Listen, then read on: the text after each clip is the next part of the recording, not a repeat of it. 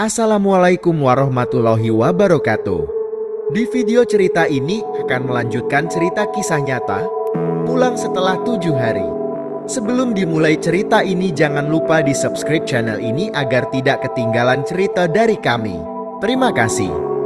Karyo pun keluar dan meninggalkan orang-orang itu memandikan jenazah istrinya. Tubuh Asita kembali diguyur air secara perlahan. Setelah itu siap untuk dikafankan. Alifah menatap ibunya dengan tatapan nanar. Saat kain kafan telah sempurna menutupi tubuh Asita, anak dan suaminya dipinta untuk menciumi jenazah terakhir kali sebelum disyalatkan. Namun, Alifah dengan tegas menolak. Ia bersikukuh tidak mau mencium jenazah ibunya untuk terakhir kali. "Ayo nak," bujuk Karyo. "Gak, ibu masih hidup pak. Kenapa harus menciumnya begitu?" "Sudah Karyo, biarkan saja." Alifah masih syok. Bujuk Wahyudi. Karyo manun. Hanya ia dan kerabat dekatnya saja yang memberi ciuman terakhir pada jenazah istrinya. Jenazah Asita diletakkan di atas tanduk dan ditutupi oleh kerangka beswi yang diselimutkan kain hijau bernama keranda. Semerbak daun pandan dan juga beberapa bunga yang dirangkai di atas keranda mulai menghilang dari dalam rumah. Seiring dibawanya keranda itu keluar untuk disalatkan di masjid. Alifah bersama neneknya tidak ikut mengantar. Ia hanya duduk di pangku Magnila sambil menerima pelayat yang terus-menerus berdatangan. "Kami turut berduka cita atas meninggalnya menantu Magnila," ucap orang-orang ketika menyalami Magnila. Wanita yang berusia 65 tahun itu hanya mengangguk.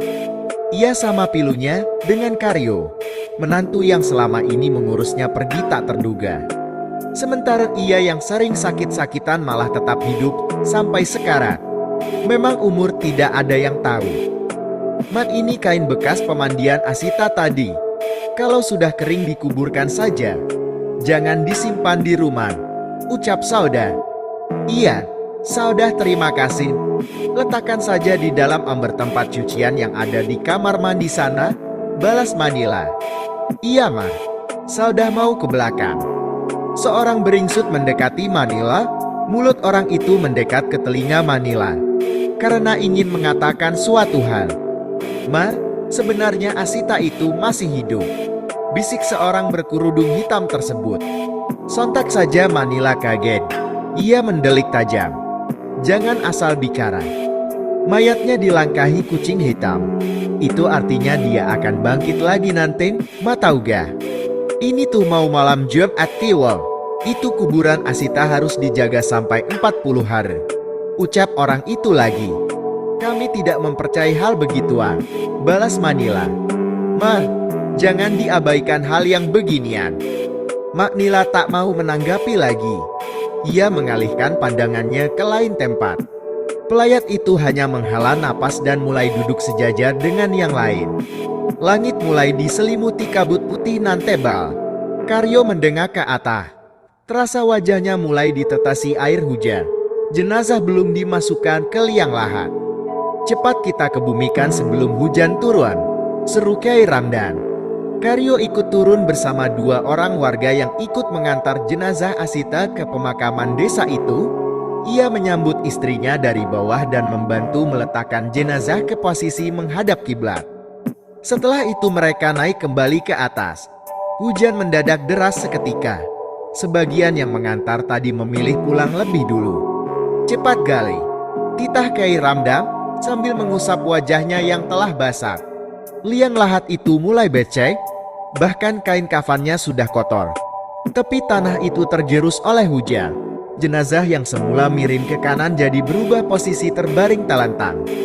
"Astagfirullahalazim," seru semua orang. "Bagaimana ini Kyai? Kenapa aneh sekali begini?" tanya seorang warga yang telah basah kuyup. "Cepat turun lagi, betulin posisi jenazah seperti semula," titah Kyai Ramdan. "Aduh, Kyai, itu airnya sudah tergenang begitu. Takut tanahnya ikut amblas. Malah saya nanti ikut terkubur sama mayat Mbak Asita," sungut lelaki jangkung itu. "Burhan, cepat lakukan," Biasanya juga kamu yang ngurus begini. Kay, bukan apa-apa. Seumur hidup saya menggali kuburan, tidak pernah kejadian begini. Lihat tuh, tunjuk Burhan ke arah lahat. Kay Ramdan melirik Karyo yang tampaknya sengaja diam, menghindar. Namun, tak sengaja ia mencuri pandang ke arah Kay Ramdan. Begitupun sebaliknya, Kay meminta Karyo yang turun ke bawah membetulkan posisi jenazah istrinya. Karyo, cepat turun. Karyo sebenarnya tak punya keberanian. Namun sebagai suami ia juga tidak bisa diam saja. Jegas Karyo melompat ke bawah dan hampir menginjak bagian kaki dari jenazah. Wajahnya sudah dipenuhi lumpur. Ia bersusah payah memiringkan jenazah istrinya untuk miring ke kanan. Lalu ia bangkit ingin meminta orang di atas membantunya untuk naik. Cukup sampai di sini dulu video ceritanya. Dan tunggu cerita selanjutnya. Terima kasih. Assalamualaikum warahmatullahi wabarakatuh.